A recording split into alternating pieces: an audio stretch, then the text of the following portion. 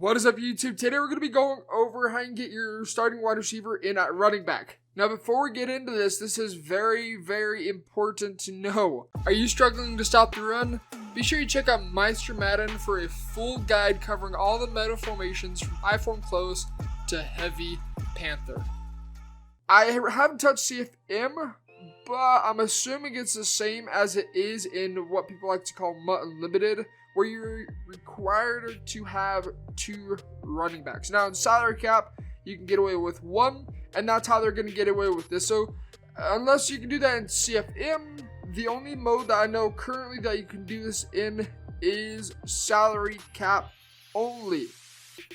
On top of that, there's a specific package we have to go into. Now, we're going to go ahead and let this play out, but Skimbo is in West Coast. You'll see that he gets Randy Moss in at running back, and then his starting running back is in at wide out. You'll notice right there, Randy Moss is in there. Now, how did he go about doing that? He went into I-form, I want to say it's I-form wing, I-form H wing. You can go back real fast and just see exactly what the formation is called.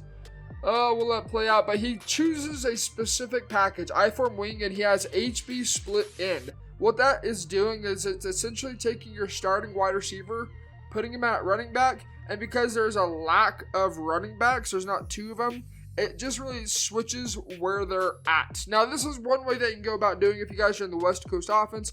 Now, for those guys that are in the Oakland offense, it's going to be slightly different. BG did the same thing, although he has Tyreek Hill in at running back instead of Randy Moss.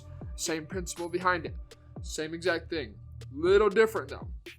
BG goes into I-form tight, although he does a package that's pretty similar to what Skimbo does. It's called dual HB swap, and again, same principle, because BG does not have 2 running backs. It therefore switches his starting wide receiver with a tight end. So it's going to play out a little bit different each formation, and so that's going to come down to you guys going into different formations. These are just 2 examples of very popular playbooks that people use to utilize this, I want to say.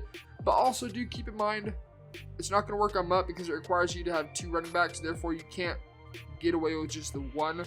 Otherwise, it's going to have a gap, and it's going to say invalid. So you see, as we let this play out, Tyreek Hill is going to be starting at wide receiver.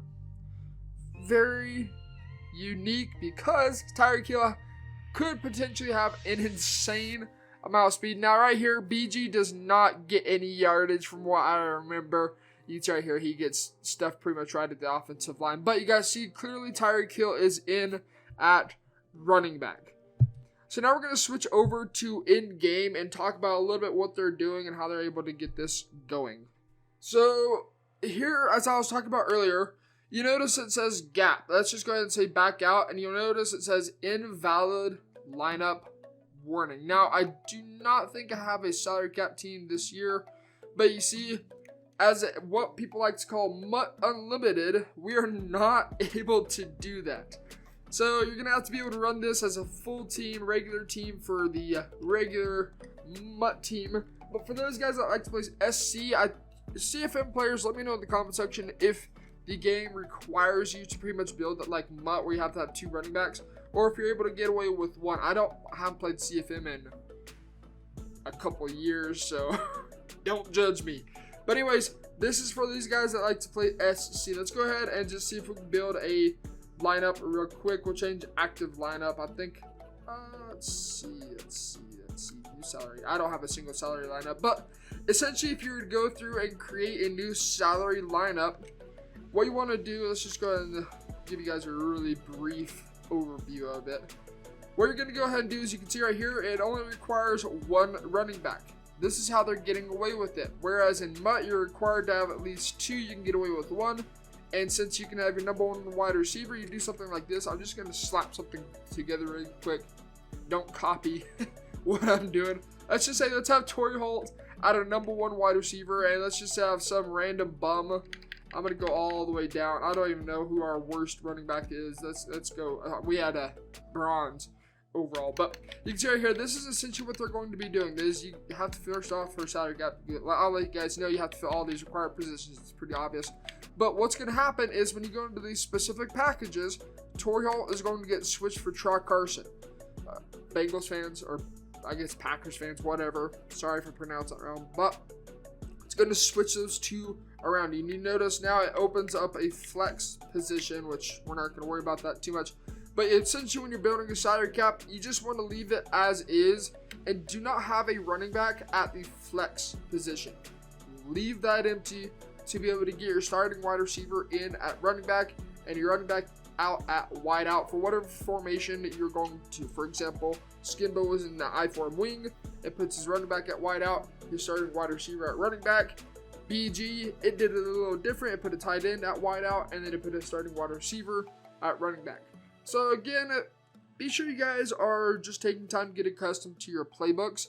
If the best way really to be able to learn all this stuff is just build a salary cap team really quick, and then just hop into a challenge like a full game and just start messing around with packages and see what it affects, how it changes your lineup and all that other stuff. So I just wanted to bring you guys this video with how you can go about getting a wide receiver in at running back. Again, you'll notice that, heck, I mean, Skimbo had I think Pollard, which is like a high 70s. I want to say like a 79, 78, somewhere over there overall. And so it's just a pretty big risk you take, but since he's a passer, there's really no point in having a solid running back. So with that being said, guys, that's going to take care of this video of how you can go about getting a running back at wide receiver, or wide receiver at running back. And until next time, guys, get in the lab. This has been T Meister. See ya.